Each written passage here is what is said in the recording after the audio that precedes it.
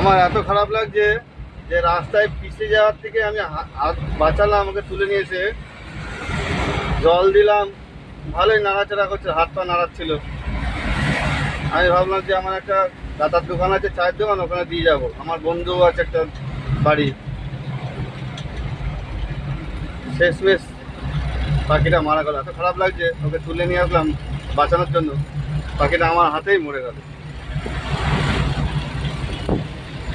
পুরো শেষ, পাখিটা মারা গেল, আর কোনো সাড়া শব্দ নেই। আমার এত খারাপ লাগছে যে রাস্তা থেকে তুললাম বাঁচাবো বলে, পাখিটা মারাই গেল। কি করা যাচ্ছে, ঠিক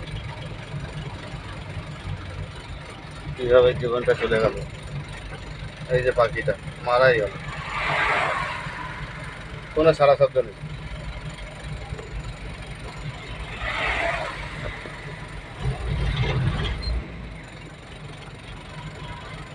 দেখা যাক এখন ওকে কোথায় রাখা যায়।